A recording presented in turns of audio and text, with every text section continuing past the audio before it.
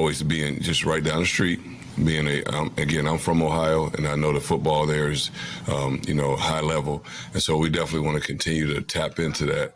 And the different players we have on our team from Ohio have been very big impacts for us. So I want to continue to do that, build those relationships back up, and continue to bring those players up here and show them what we're about. And it's been going pretty well here recently. So I would say so. Not right there, Steve Clinksdale, Michigan co-defensive coordinator, defensive backs coach. Courtesy of mgoblue.com. He was talking a little while back, but I was listening to it today. And what Clink had to say definitely applied. Because Michigan has had some success recently, real recently, in the Buckeye State. Welcome in on this Monday. Good afternoon, Michigan football. It's great to be here. I want to wish everyone, with Christmas coming up on Sunday, happy holidays, and hope you have a great week. Christmas came early for Michigan fans over this weekend. It feels like today is Christmas, or yesterday was Christmas. Maybe Saturday could have been the day. But the weekend as a whole, very positive for the Maize and Blue. And as you should expect, that's what we're going to be getting to coming up today. We are here every day, weekdays at 1 o'clock, talking about the latest in Michigan sports. And there's lots to get to with the team. I shrug my shoulders a little bit because, I seem like I say every day, well, there's lots to get to. There has been lots to get to, but today I think it's maybe the most to get to. We've got the transfer portal is just popping. We will get to that. There's awards aplenty. Michigan had a banquet over the weekend, and they're handing out the hardware, members of the team. We're going to start with the commitments, with the early signing period coming up on Wednesday. All year long, we've been monitoring Michigan, and, Michigan wins the Big Ten last year, goes to the college football playoff to have a top 10 recruiting class last year. And, with that, you and I were thinking, hey, if Michigan, now that they've been in the college football playoff, we should expect them to get a top 5 recruiting class. But it hasn't been going that way, as you know, as you've been watching. I was wondering, there's like a little cackling, sounded like a little fire. You listen really close. And it is there. The fire is there. I'm going to turn the fire down. I don't need the fire. It's nice to have the warmth of the fire. And I was wondering, where's that fire sound coming from? There it is. Down in the corner there, you can see it's supposed to warm your hearts. Where was I? Oh, I was talking about Michigan and getting to, where they, I remember now. Took me a second. That we were expecting a top 5 recruiting class after Michigan went to the college football playoff last year, and it hasn't materialized all year long. Michigan was like, 50, 40, but they've been making the move, and a spoiler, they're inside the top 20 right now. And combine that with how they've been doing in the transfer portal, and things are going really well for Michigan. Let's get right into the commitment news. Not everybody, I know most of you, 75% of you are like, this is old news, because it happened over the weekend. Michigan reeled in commit number 20 for this upcoming recruiting class, the 2023 class, in the shape and size of 6'3", 190-pound athlete out of Youngstown, Ohio, DJ Waller. And that is, Steve Clinksdale, who's from Youngstown and was talking about the Buckeye State. And he wasn't specifically talking about DJ Waller because that sound was from, a couple of weeks ago. But it applies with being able to go down to Ohio and get a guy. And, he's rated as a 3-star, but, this gets a little bit where, it can be a little dangerous. But he looks like a 4-star to me. I bet this kid is going to be a player. He's going to be one of those guys that you look back on and say, how do they? And I haven't watched 1 second of him play. I'm just going over the look test. he looks like a 4-star. I think Michigan got a steal in DJ Waller, and that put Michigan into the top 20 in the Rivals rankings, which is, you'd have taken that maybe as a final ranking, certainly a couple months ago. They were into the 40s, wondering, hey, maybe top 25. But here they are into the top 20. But they haven't stopped there because we've got some breaking news. Michigan was able to get another commitment today. If you're on the Maize and Blue Review, you saw some forecasts coming this player's way, a linebacker out of Colorado. Those of you who are on the Maize and Blue Review, you had a busy week in checking it all out. I'll put it up on the scroll how you can get in there and find out all this news. But Hayden Moore, he is in. He's tweeted it out and made it official. There's his tweet. I like it. His picture. He's got Colorado. Pretty easy for me to break this down. He's got the Colorado mountains in the background, and then he's got the big house in the other side, and he's right in the middle, and he says, "Committed, Hayden Moore." In sunny skies over Ann Arbor. Dark clouds over Colorado. I don't know what that is all about, but I like the picture. And now with Moore, the adjustment, if you're keeping track at home, you are keeping track at home. Michigan is up to 21 verbal commitments, with early signing day being on Wednesday, and their team ranking holding in there at 19. So what do we think about Michigan and their recruiting effort? You want more, you want better, you want bigger, but this class all along, Michigan feeling their way and winning.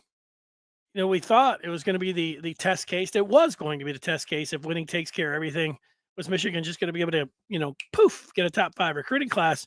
Well, name, image, and likeness is factored in there for the top players, and Michigan's approach with recruiting and paying signing bonuses. So it's something that we were going to look at all along. That is affected. If Michigan was peeling off those $100,000 bills, I think that they could be into the top 5. They have not taken that approach, so here they are into the top 20. However you think of that, but they're not done yet. We'll see what happens coming up to Wednesday, and then all the way to February 1st. Then it becomes flip season after Wednesday. Here is somebody that you might say, well, who should we be keeping an eye on? I'm keeping an eye on this guy, Jair Hill. He's a 4-star, and he is from Illinois. He is making a early signing day announcement coming up on Wednesday, and he is down between Michigan and Illinois. And Michigan, at times, they seem like they are making the push. And I don't know if the young man has a 100% idea where he's going right now. I think some days he feels like, why not go to Michigan, and go to and win the Big Ten and go to the college football playoff. And then I think other days he thinks, maybe Brett Bielema will sit on me, and I don't know. And so he's got a decision to make, and we'll see what that decision ends up being. Before we go any further, I want to tell people that you're thinking around and you might be a little squirrely and antsy, thinking about, I don't know what to get my Michigan fan in my life. What should I get him? Well, don't go any farther. You can just sit there on your phone and take care of business by giving the gift of the Maize and Blue Review this holiday season. Go to michigan.rivals.com. And you can give that gift to yourself, to the Michigan fan in your life, and you can get that premium access to know everything that's going on with the recruiting portal, the Michigan football team, where they fit in, scholarships, all of that. You get premium access for a full year for just $22. Use the code MBR Holiday. That's MBR Holiday. Get that done. Go to michigan.rivals.com. All right, before we do dive into the transfer portal news, we always like to see where the people are at, the Michigan fans, and for that you're able to use the feedback feature, and you get in and we respond and see where you're at. Antoine says he was making predictions about this is another one of his predictions that have come true in regards to Michigan. He's saying that they'll get better prospects through the portal with the culture and development. Other players from other teams will be upset or have an issue with other programs and move on to our team. All right. And Michigan has had a great week, which we're getting to straight ahead in the transfer portal. Riley says he's asking a question. Are we able to offer transfers more NIL money? Well, let's just stop right there. Michigan is taking the approach that they're not offering anyone money to sign or to transfer. Michigan is saying, look, this is what we've got going with the name, image, and likeness. Look at this player. Look at that player. Look at what everybody's driving around. Everybody's getting taken care of when they're here. There's all kinds of opportunities. Let me backtrack. I don't think Michigan's saying everybody's getting taken care of. I think they're presenting what Michigan has going on with the players. And they're saying, using the players as an example of what, kind of packages that they have been able to enjoy, name, image, and likeness wise. But no, I don't think that they are offering money to recruits. I know they're not offering money to recruits, and they're not offering money to transfers. Riley's saying, what's the disconnect between our recruiting class and transfer class? There is no disconnect. I think when it comes down, and we're going to get to this, it's, each player you have to take individually, but when you're in high school, you think about some of these transfers.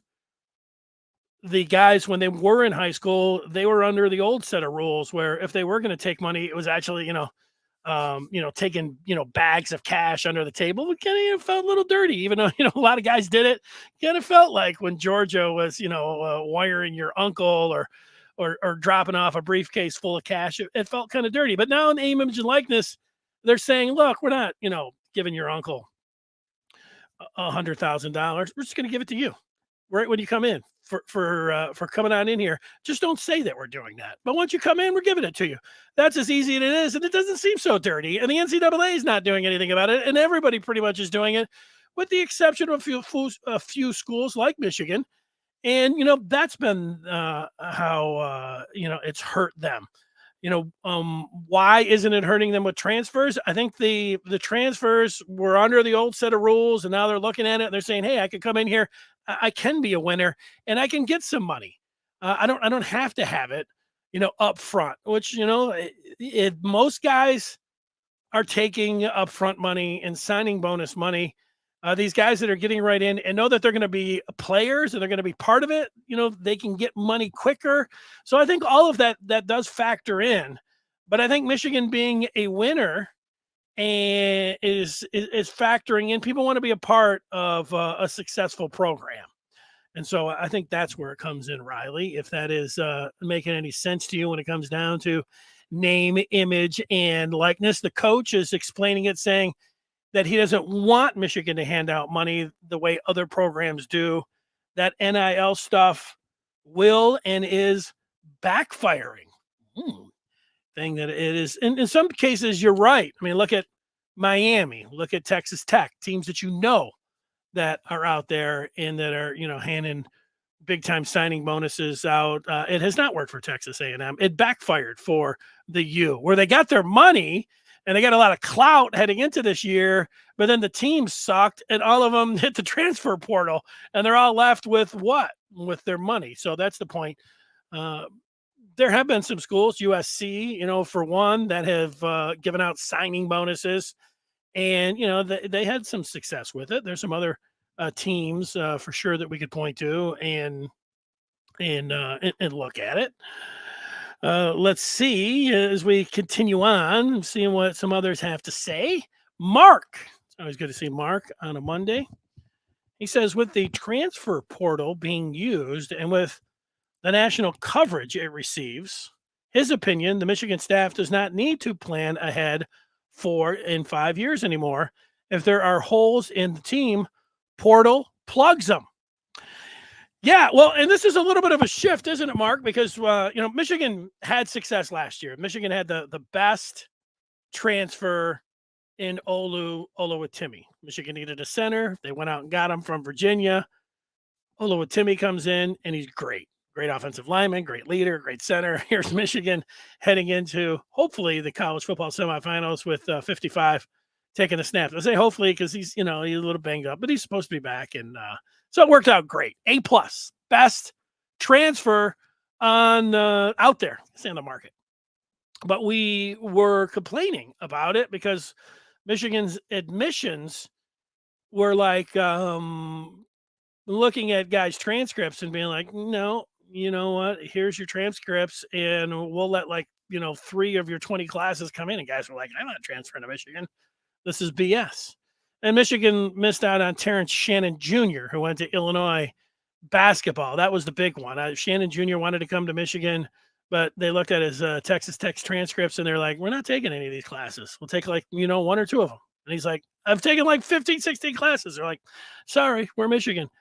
And I think there's been an adjustment that way. People were saying that they wanted an adjustment, and I think that there has been an adjustment. So, yeah, I think Michigan, just what we have seen this weekend, it seems like the transfer portal is more accessible for the Wolverines. So, that's I think where you're feeling pretty good. Count 22, talking about 23 being a wrap. Let's go. Yeah, not yet. I don't think it's a wrap quite yet. I count 22. Here's kind of a vague sub message where it says Moore is such a diva.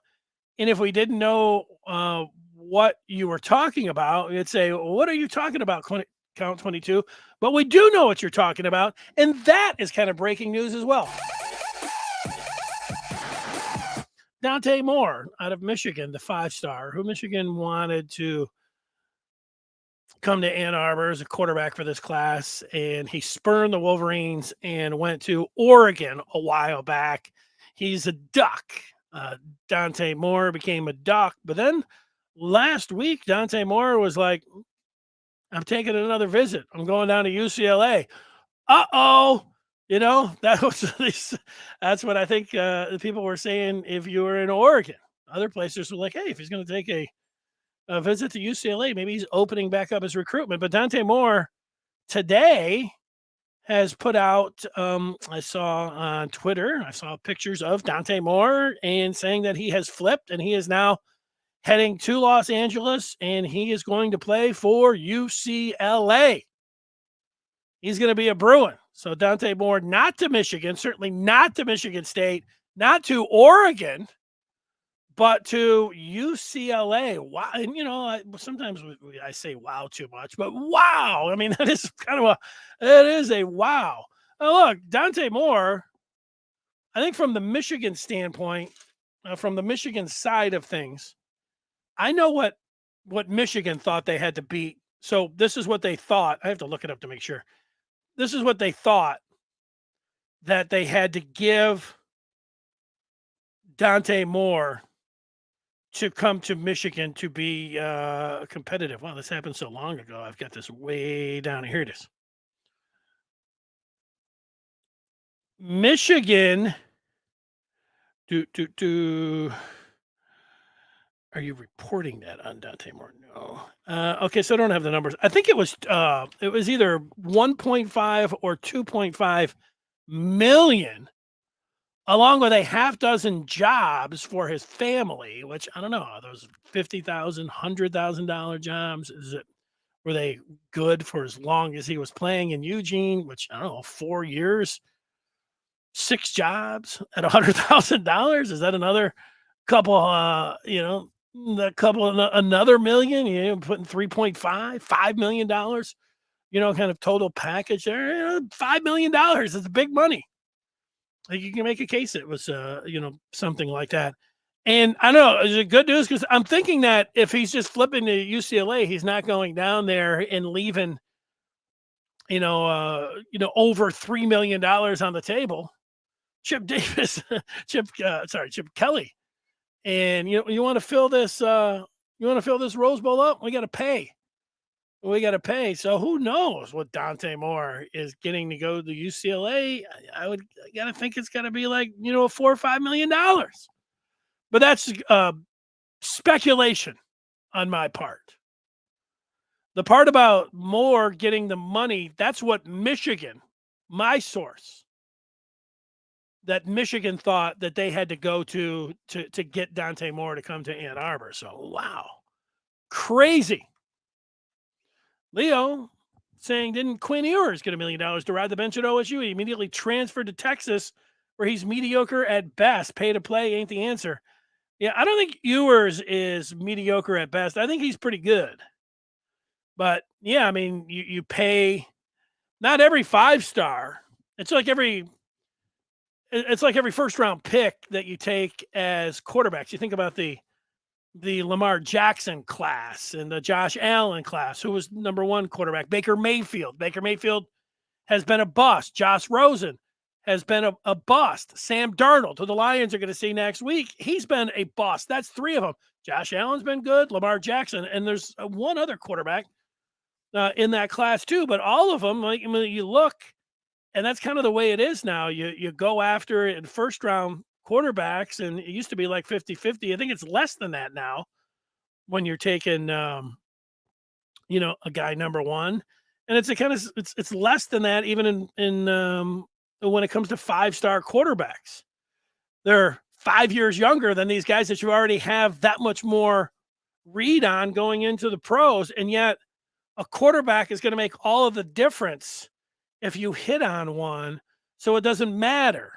Like in the NFL, it doesn't matter how many resources you give, how many draft picks that you give up if you get it right when it comes to the quarterback position. And the same thing can be said in college. It doesn't matter how many millions you're spending if you're able to land a great college quarterback. So, yeah, I mean, we're going to get to the portal coming up here in a moment. Let's see. Venice talking about it being wild out and crazy investment strategy. Well, college football fans are crazy. And some of them got a lot of money, and, they like to be involved. And, it is pretty wild just over the last couple years, just how this has played out. It is pretty wild. I think what account saying that 24 will be a top 5 class. I think that's the hope, that Michigan is going to get involved. They're going to figure it out, and, they're going to come away and being like, in this and being able to recruit and get after it that way. Here's Shane. It's good to see Sugar Shane saying Jim Harbaugh sniping on the portal to make up for the 23 class, which can be considered top 10 now if you factor in the portals. Due to name, image, and likeness, that hoping will have a plan in place soon. 24 and 25 classes should be top 5. Shane not even going to, he wants to go past 24 and 25 and talk about top 5 classes. I like the optimism, Shane. I've heard many people talk about a combined name, image, and likeness. Combined portal and a recruiting class, and bake that in. Yeah, I think you want to do that now because you're a Michigan fan. Like last year, and this is no offense to you, Shane, or anybody else. Last year when Michigan State, or maybe it was the year before when Mel Tucker went into the portal and he was grabbing guys left and right, Michigan fans were criticizing him. Like, you just can't bring in a bunch of portal guys. But I get it. Who cares about Michigan State? But it's true, actually, that it's a combination of things. Recruiting is the most important. But portal is very important on being able to shape and round your team out, especially if you miss in recruiting. There's no doubt about that. It's a huge factor. Name, image, and likeness is a huge factor when it comes to being able to attract players. And the transfer portal and admissions, and just look at what Michigan did last year. Would they be undefeated without Yabi Oki and Olo Atimi?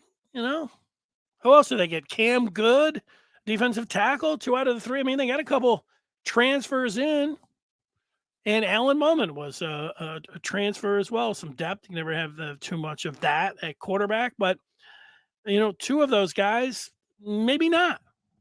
So portal's big, and it's big on all fronts, and you can't disregard any of it. The punter is saying Michigan recruiting Ohio is a big deal. Michigan has traditionally had competitive teams when they've recruited that state. Nobody's going to argue with you punters on that. Ohio's got great talent, and let's go. I think I'm with you on that. Leo, in the long run, the portal will hurt high school recruiting. Why waste time developing a guy who may jump into the portal when you can get proven talent from the portal? Yeah, that's right. I think it was Antoine earlier who mentioned culture, team building, and this is a fluid situation. Your head coach is a CEO, bringing in the right fits. Like, what if let's just say you didn't have anybody, basically as a recruiting class, and you just went for the portal for everyone, like kind of like Dion's going to do. Like Dion's out there, like, he wants to assemble his whole team. He's, out there in Colorado. Maybe he's got some name, image, and likeness money, but, he can turn that team around and everything else. When you have classes come in together, and then, they move along to the 3, 4, and even 5 years, and then fit into the team's concept. And then you're adding money now in the middle of this, where some of the players weren't able to get money coming out of high school. And now players can, and now you're bringing in players with the portal. It's a heck of a situation for a coach who's thinking about and preaching, hey, team, and we're all looking out for one another. But then at the end of the year, whatever percentage of the team is hitting the portal, and then you're hitting the portal, and then you're, we're going to pay quarterbacks, but we're not going to pay, a lot of different things now. So, how the coach is able to keep it all together and have everybody, even if, some are getting paid and some are not, and some are, coming in as transfers, and, how many you can bring in and still be able to coalesce as a team. Pretty interesting. And we're just in the beginning of all of this. So they're going to be teams that are like, a lot of fractures and, different components over here to the teams that are bad. You see this. Look, Michigan had a successful year this year. They had, 2 of their captains left, sniping and bitter and crying. Just imagine, if you're a team like Michigan State, what guys are going to be saying about what's going on and everything else. And then it's pretty wild when it's that. But it's college football now. David talking about the transfer portal. All right, well, let's get to the transfer portal. David, get high-quality individuals, just like Brad Holmes' approach with the Lions. Yeah, high-quality individuals that are great players. Let's put that part in there. I mean, that's the thing. We could go out and get a bunch of choir boys, but you're not going to win football games. You want that combination of guys that are great teammates and are great players. That's the tough part. Okay, so the transfer portal, Michigan has dove in here, and they're doing a hell of a job. Remember late last week, they got Ernest Hausman, a transfer from Nebraska. He's a 3-star linebacker, but he is a great get for the Wolverines at linebacker. It wasn't Rivals. It was somebody else out there, and maybe there's more than one entity that ranks transfers, but I kept seeing it on Twitter that Hausman, not only is he considered one of the best in the transfer portal, he was considered number 1 in the transfer portal. So, hey, hopefully they know what they're talking about when it comes down to that. But obviously Michigan liked him, and they were able to get him. He had double-digit tackles against the Wolverines, and that just started a run with the transfer portal. It broke the seal on the portal, because then this guy, Josiah Stewart, was visiting Michigan over the weekend. He was played his college ball. He was a 3-star kid out of Massachusetts that went to Coastal Carolina. Coastal Carolina had some success the last few years. And Stewart had 12 and a half sacks in 21. He had double-digit TFLs this year, 3.5 more sacks this year. But here's what I find the interesting part. Josiah Stewart was down to Michigan, LSU, and USC on where he was going to transfer to. And somebody else mentioned, like, how is Michigan able to get these guys? And, are they paying them money? And, they're not paying the recruits, because this was going to be an interesting test case. Michigan wanted, I'm sure they wanted Stewart. I didn't feel like it was going to be much of a chance once I saw who they were in the running for. I take both the S in LSU and the S in USC, and I might as well put dollar signs there. USC is definitely paying upfront money to players. LSU is definitely paying signing bonuses. So Stewart eschewed the signing bonuses for LSU and the overtures from USC to come to Michigan. I find this to be a big deal. They were able to bring in a player who turned down a signing bonus to come to Ann Arbor. And this kid a thumbs up. I think that's a good sign. It is a good sign. I don't think. That is a good sign for Michigan. I like that part. Michigan wasn't done in the transfer portal. You remember Chris Hitton, defensive tackle, was on the team last year. His brother, a former 5-star offensive lineman out of the Peach State, Norcross, Georgia. That's where Jeff Backus is from, the former Wolverine offensive lineman. Well, Miles Hinton, the little brother of Chris, he transfers in. 6'6", 310. He's got 2 years left. He'll be able to come in somewhere along that Michigan offensive line. That seems like a pretty good get for the Wolverines. So does this guy, Drake Nugent. He transferred in from Stanford as well. Good school, Stanford, academically. Maybe those transfer credits were able to come in a little bit easier when you're talking about Stanford. I'm not sure about that, how that works, but I did see that Pro Football Focus graded Nugent as the 6th best center. And so I know that Oluwatimi is leaving. I would have to look at the other 4 that were rated in front of Nugent. My guess is that a couple of those guys, they'll be going pro. Michigan may have, I'll just say, they're getting one of the best centers rated by a Pro Football Focus, and he was on the list of the Remington that Oluwatimi won. I don't know how far he ended up making that, but Nugent, he's a good one, and Michigan is able to get him. So, the transfer portal now, when you just take a look at it, you remember, it seems like a long time ago now, but Ladarius Henderson, he was a grad transfer from Arizona State. Then you got Houseman. And then this weekend, I think it felt like this: Drake Nugent, Miles Hinton, and then Josiah Stewart. 5 guys all in the transfer portal, 3 offensive linemen, a rush edge in Stewart, and a linebacker in Houseman. Impressive for the Wolverines and what they're able to do in the transfer portal. How about that? I mean, that's a pretty big deal. That's what David was talking about. He was calling him the number 2 edge rusher out of the portal. Again, these guys are ranked, so it could be that. There you go. What it's coming down to, right? That's how that's what's happening. Let's take some more of the feedback here before we get to the awards. And they were coming in left and right for Michigan. Steven is giving it a go blue. Might be talking about a little Dante Moore, with Dante going down the coast from Oregon down to UCLA. AJ saying he was looking for that big bag. Yeah, a huge bag. I don't know how much Michigan would have had. Michigan wasn't getting involved in $6 million. I don't know. The numbers, it sounds, and it might be true. Like I said, it was multi-millions of dollars that Michigan thought that they had to beat to get Dante away from Oregon.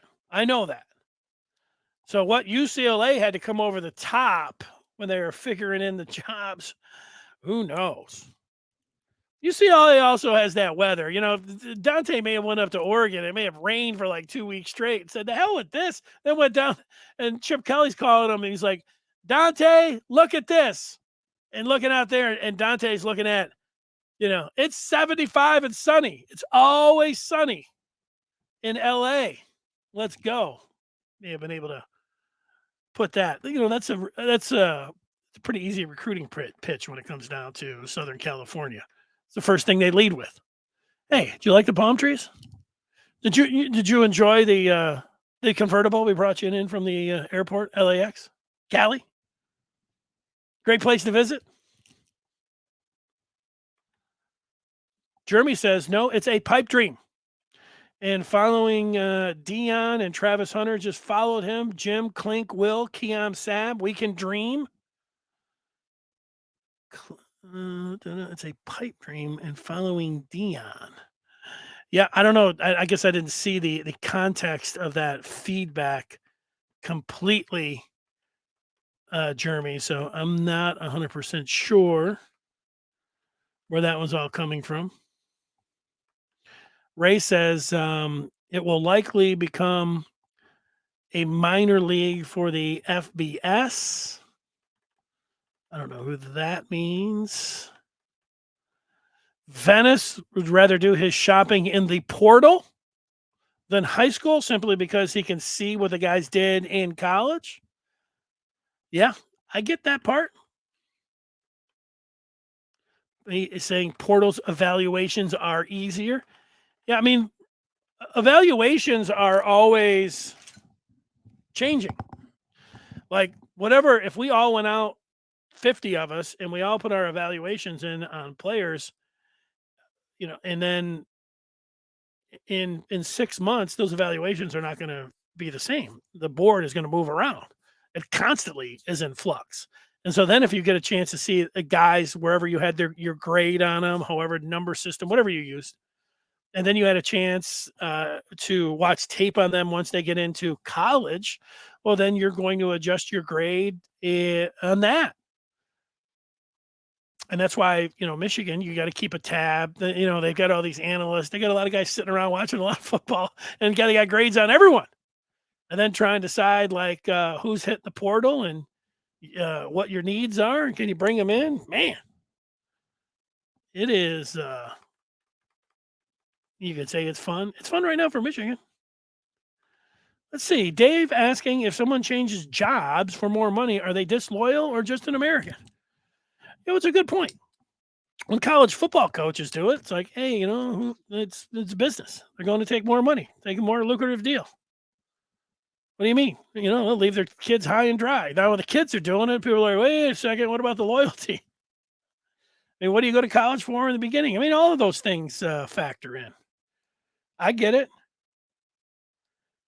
If I was a 5-star, it's hard for us to, and I know people that worked their whole life academically and were able to get into Michigan, and then they went there and appreciated the whole process and what it meant to get the education. And then, wherever they went to, wherever they got their job and the pipeline and their Michigan education, and they're like, this is the way to do it, go to Michigan. And I get that. But what if you were a 5-star in every place in the country?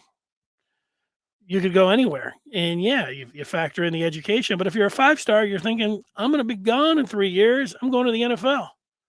Should I grab some money before? That's factoring in. There's a lot of things that factor in. Usually playing time, getting to the NFL, playing for a winner, playing for championships, development, money, weather. A lot of factors that go in there. Woo! Hey, yo! I like what he's saying here, that some of the transfer portals have a few years of eligibility left. That's right. Account 22 is looking for another transfer in Fentrell, Cyprus. I don't know is this the emoji that he's using? I can't tell. Mark asking me how I see Olu stacking up. Stacking up in the championship game? Or stacking up next game? I'm not 100% where you're going with that. Oh, okay. Now I see it. Good job, Mark. Came back and you looked at your original question. You're like, let me. How do I see him stacking up with Carter? Is Carter the one that wears 88 for the Dogs? Who looks like he's going to be a top 5 pick? Who was their best defensive player last year? Yeah, that guy's great. I can tell you, Olu's going to have a chance to make a lot of money. If Olu can do anything with 88 and handle him, Carter, for the Dogs, that's one of the keys of the game right there, Mark, that you've hit on. We're looking past TCU and the jump balls and Max Duggan and how to slow him down going to Georgia. That's the number one matchup right there. What's Michigan do with Carter? And Olu's going to have to give him some help. Can he handle him by himself? Can he win half of the reps against him? It's a great question. How do I see it? I think Olu can. I think what do you do against a great player? You try to you hold your own and you hope that you can win enough. That you can win enough. It's just like Georgia. I don't think Michigan's going to blow out Georgia, but do I think Michigan? The combination of their running and passing game and their defense and the special teams. I mean, I think if Michigan plays their best game, coaches their best game, I think they can beat Georgia, but that's not going to be an easy task when you look at the Dogs and what's going on. But that's one of the key matchups right there. I think another one is how you handle their tight end. Michigan's they're going to be the safeties coming up. They're going to be Rod Moore. They're going to be Mike Sainristil still. Brock Bowers. I mean, who's dealing with him on Michigan? It was Dax last year. Is that where Will Johnson comes into play? I think it's Sainristil still. I think that's going to be the. We got some rumors. Jason's putting out a rumor here. Let's see what he's talking about. Rumor. Hudson Card committed to them. Shaking my head. Good luck to the kid.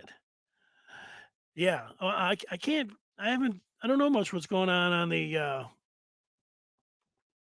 Illinois boards. If you want loyalty, buy a dog. All the others are going to follow money. Look at that. There you go.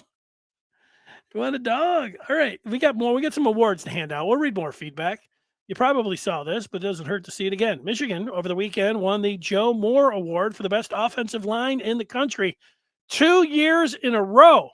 First time a school has won the award in back-to-back seasons. Congratulations to Michigan. And that is it's a great recruiting tool. There's nothing bad. Everything's great about this. The trophy is great. It looks like a gigantic piano with it's as big as a piano. And then you get the 5 statues there, and Michigan has it lined up just like here's a little mean mugging Olo in the front, but the offensive line is mimicking the bronze statues on top of the Joe Moore Award. I like that. I like this too. Do you remember John Madden, the great coach and broadcaster who they named the video game after? Do you recall that last season, before he died, he watched Michigan, Ohio State. And in my mind, I think that was the last football game that John Madden ever watched. His grandson plays for the Wolverines. And do you remember that he sent a text to Jim Harbaugh? And the text, Madden told Harbaugh U of M had as good as an offensive line performance as he's seen in a football game. And so Michigan right now, there's a lot of things to like, but dubbing them offensive line U, that's nice. That's a nice thing to have. This was something that was great for U of M to hear, and that Harbaugh shared with Sharon Moore, and that text as good as an offensive line performance as he's seen in a football game. That's one you save. You get something like that from John Madden. And that leads me into the awards that Michigan was able to receive over the weekend. They had their banquet and they were giving out awards. And they put it all on social media. The Scout Team Player of the Year, hard work doesn't go unnoticed, and these three have been huge to the success of our team this season.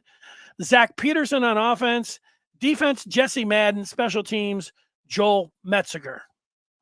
Jesse Madden is the grandson of John Madden, so John would be proud of his grandson, who is recognized at the banquet on the Michigan Scout team, on a championship team, two-time championship team. Let's get to some of those other awards. This one goes to Rookie of the Year. This group stepped in and made an immediate impact on the field. Colston Loveland on offense. Got the first touchdown in the Big Ten title game. Caught the first touchdown in the second half, 45-yarder at Ohio State. Hard to argue with that. Defense, Will Johnson. Defense, Mason Graham. So two get honored as rookies of the year. You know, if I was with Michigan, I'd say, hey, you should only give one, but no ties. But, you know, they both were great. And I understand why they want to give them both. You know, you want to give everybody an award, I guess. Jimmy Rolder, special teams. Colston Loveland also getting mentioned on special teams. All right. Offense, Colston Loveland. Defense, it says just Mason Graham here. Jimmy Rolder, Colston Loveland. So, I don't know, maybe they did. Maybe they took a vote and it was just Mason Graham. Most improved player. Proud of the continued growth and development of this group. Most improved player, Carson Barnhart. Boy, where would they have been without Carson Barnhart, number 52? He had to come in. Did he come in early? You know, you had Ryan Hayes getting hurt, and you had Trente Jones hurting his ankle, and yeah, swing tackle, Carson Barnhart. I'm with you on that. Mike Barrett, most improved. You know, Barrett, I think people were complaining about Barrett last year. He came in to Kai Hill Green, not available, had those hamstring issues, bothered him all year long. I mean, these are good. This is a nice award here. And on special team, Matt Hibner, able to land and get the most improved player on special teams. Iman Dennis also getting mentioned. So you get two players there on special teams. Offense, Barnhart. Defense, Barrett. Special teams, Hibner, Dennis. Nice name, Iman. Scholastic Awards. Seniors have a true love for Michigan and have demonstrated success in the classroom. All right, who are the smart guys on this team? Super smart. The Ufer Bequest. Brad Robbins. Not only can, you know, kick the heck out of a football, pretty smart guy. Also, Arthur D. Robinson, Caden Colazar, special teams ace. Sucked when he got hurt. Smart guy. Smart guy, special teams ace. I predict good things for Colazar. All right. Special teams. Special on special teams. What do we got here? AJ Henning. I'll buy that. Punt returner extraordinaire. And Jake Moody. The greatest kicker in Michigan football history. And that takes a lot to do because Michigan has had some great ones. But there you go, Jake Moody. Congratulations. We got some more awards to give out. I think that these would have been unanimous by anybody, Henning and Moody. Offense, getting it done on offense. Offensive Player of the Year, J.J. McCarthy. I agree. Offensive Skill Player of the Year. I think this one's pretty obvious. I think it's going to go to the running back. Let's see. No, Ronnie Bell. Ronnie Bell is a skill player, not a running back. Hugh H. Rader Award. Oluwatimi. Not going to argue with that. Skill player, Ronnie Bell. Defense. Top defensive players: Mozzie Smith. Defensive skill player: Mike Sainristil, Roger Zatkoff, who died this year, the great linebacker from Michigan, and who also played for the Lions. Junior Colson gets the Zatkoff Award. Richard Katcher. Look up this guy. This guy is a chairman, a tax guru. I don't know if there was anybody smarter than Dick Katcher. And he got an award named after him. Mike Morris. Well-deserved. Smith, Sainristil, Colson, Morris on a Michigan defensive team that was better than last year's. Nobody would have predicted that. All right, we got some team awards. An amazing year, deserving of these 3 awards. MVP. There's a little spoiler for you. Blake Corum. Toughest player, Blake Corum. Blue Collar Award, Blake Corum. Bo Schembechler, MVP, Blake Corum. All right, so that's why they gave Ronnie Bell the skill player, because Corum swept the awards down here.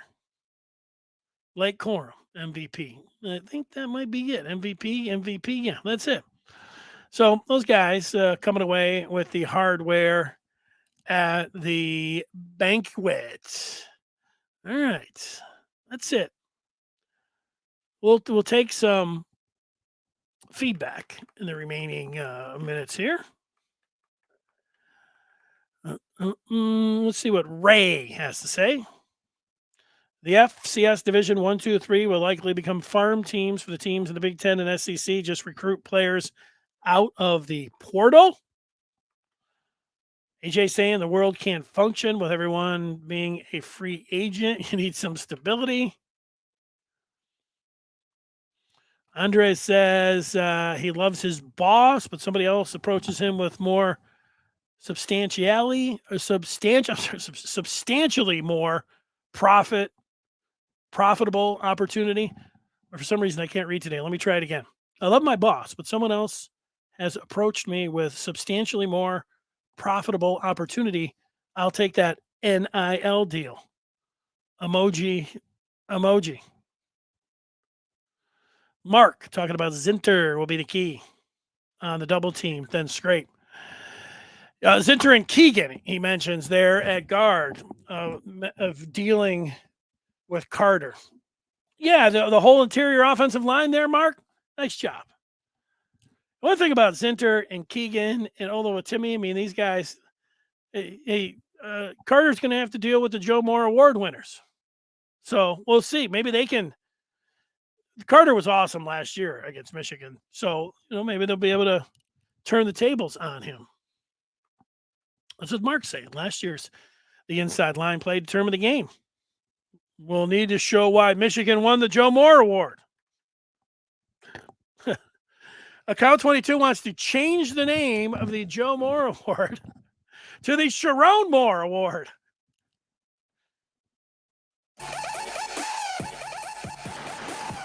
That's account 22. From here on out, I will refer to it as how about the Joe Sharon Moore Award? Or is it the Sharon Joe Moore Award?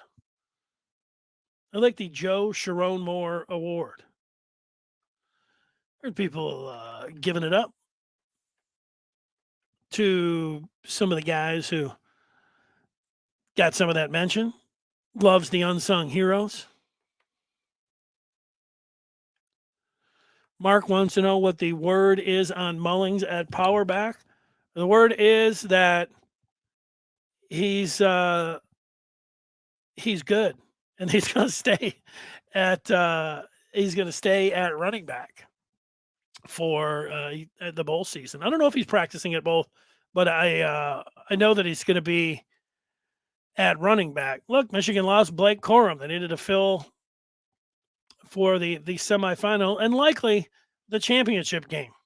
I say likely because it's likely Michigan is going to win against TCU and play in the championship game, and it is likely that Blake Corum is not going to, so they need somebody else there, and Mullings has been good, to say the least.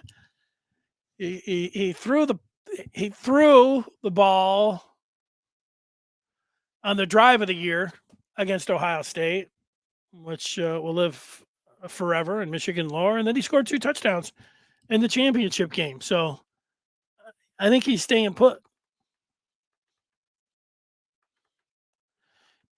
Let's continue on here. We'll take some of the feedback again right up to the top of the hour.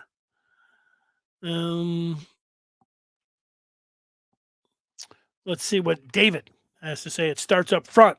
Got to have those road graders, not much better than a guard, pulling and flattening a backer. I agree with you on that. I agree with you. Venice is talking about a Travis Hunter buzz picking up. Picking up for who, Venice? Who's it picking up? I want to know when you say the buzz. I mean, like, who's the buzz? Who's starting some buzz on Travis Hunter? One of my competitors? I mean, is there really how could or why would Hunter, who went with Dion to Jackson State, why wouldn't Hunter follow Dion to Colorado? All right. Did I miss an award for Donovan Edwards? You know, you can't give an award to everyone. You know, that's the thing. Gonna say unsung hero, MVP of the. You know, you didn't. There's the award. Donovan Edwards was the MVP of the Big Ten title game, and Donovan Edwards, the one-arm bandit.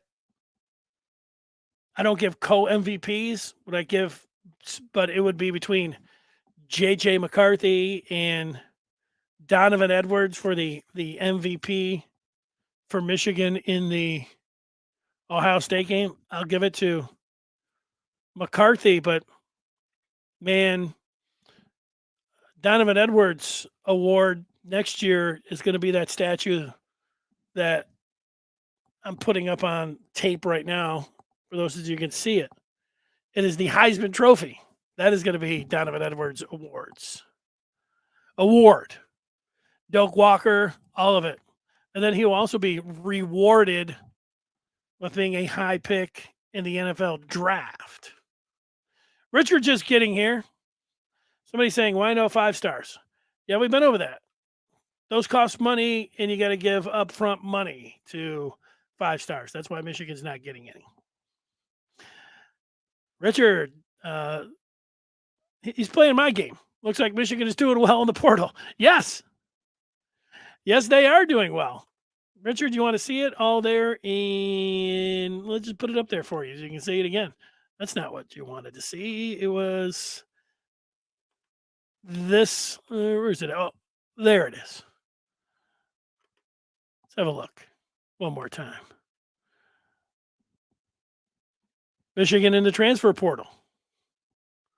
3 offensive linemen. Henderson, who can play guard or tackle. Hinton, the tackle. Drake, a center. Versatility. This Miles Hinton was a former 5-star. He was a 5-star coming out of high school.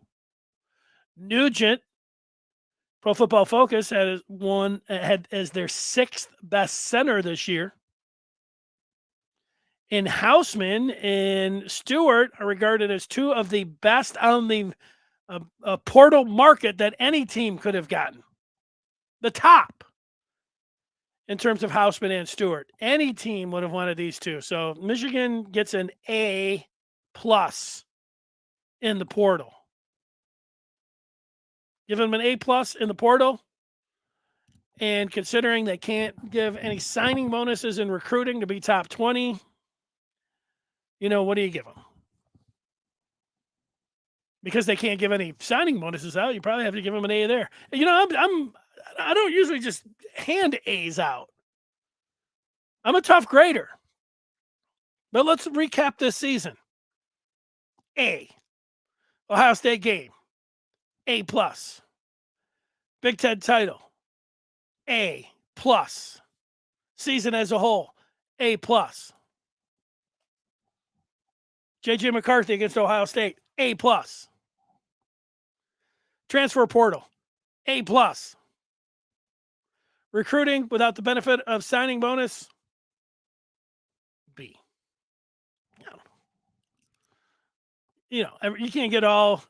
I know it's Michigan. Michigan, you guys all want A's across the board. 4.0. Okay. Let's see. Richard mentioning that Ohio is fretting about losing Raiola. Oh, I forgot to mention that. Ohio State is crumbling and they're in tatters. Yeah, Ohio State's not used to a lot of things. They weren't used to losing to Michigan. And now they've lost 2 in a row and they just are inconsolable. They're just down as bad as you could possibly be when you lose 2 in a row. And look, here's the sympathy for him. The little violin. Wasn't so long ago the shoe was on the other foot. But now that shoe is going to stay on the Ohio State foot for a long time. And it's what happens. You are going to lose guys. And it's going to be tough. Just think what happens when you get beat by 30 points against Georgia. It's going to happen then, Ohio State, because your season got completely destroyed by Michigan going down there, and then you get a reprieve of getting back into the college football, only to get smashed to smithereens again. Yeah, that's being down bad. Ohio State can only offer so many. That's just a bad loss. Yeah. Recruiting's tough. Recruiting 5 stars is really tough. You know what I'm saying? It's really hard. Let's see what the last remaining people on the feedback are saying. People talking about the offensive line.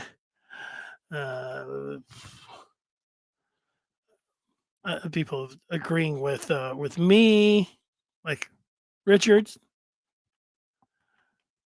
The portal can't fix all bad recruiting.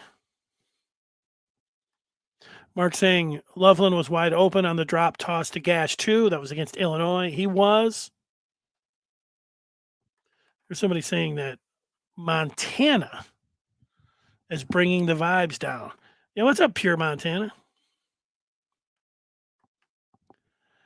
Portal has been a lifesaver, but we need to fix the bad recruiting. Yeah,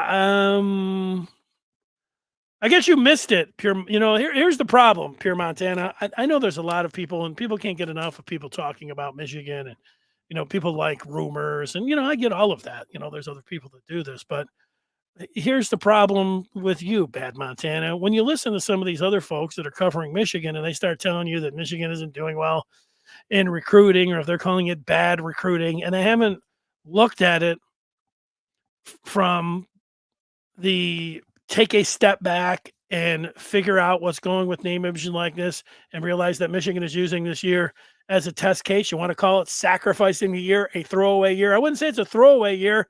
It feels like they're sacrificing, but they're getting the lay of the land. That's how they're approaching it. They're taking a look at it. Yeah. Does it look like they're dying on the hill of name, image, and likeness, not paying the 4 and 5 stars? Absolutely. It looks like that.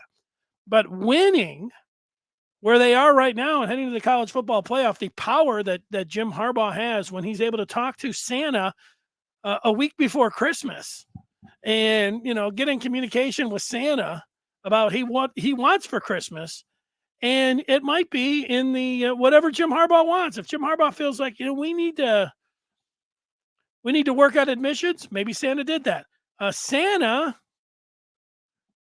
Didn't Santa indicate this week that he is naming a name, image, and likeness director? Did anybody see that besides me?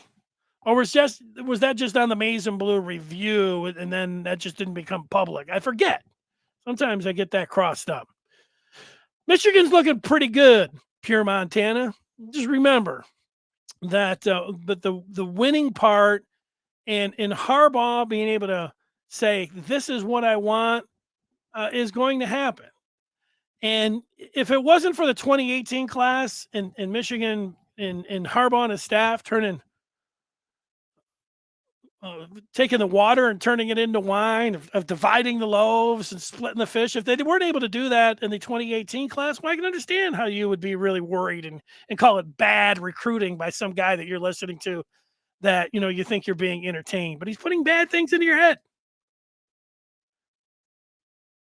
By Michigan being where they're at right now, it's going to be able to help whatever the Michigan football team needs. And if they need to come off of that hill, then they will. That's the way I'm looking at it. And do you see everybody predicting the 23 and 24 classes? Like if we were sitting here next year and Michigan was at 20 in recruiting, well then pure Montana, you and your boys that you watch and listen to, you guys might have a point then. But you don't have any points right now. If you have your point, but it's just not a good one. But that's your fault but I don't blame you. You watch some of these guys could have been around for a while. They got a lot of followers, and you think, man, this guy really knows Michigan football. Look a little deeper, pure Montana. You're coming around a little bit. Count 22s. Saying it right. Santa is the goat. It's no longer the reindeer. It's Santa and the goats. All right. Want to thank everybody for joining us. You might be like, hey, where's Scar? He's always here on a Monday. Scar had this incredible trip of watching games over the weekend, and he went to the Lions game in New Jersey against the Jets. I have heard from him. He's going to join us tomorrow. So we'll talk with Jim Scarcelli, the former Wolverine, tomorrow. Till then, thanks for watching. Merry Christmas to everybody. Happy holidays. I mean, if this past weekend is any indication of what Christmas is going to be like, then we're all going to have a great Christmas. So long, everyone. See you tomorrow.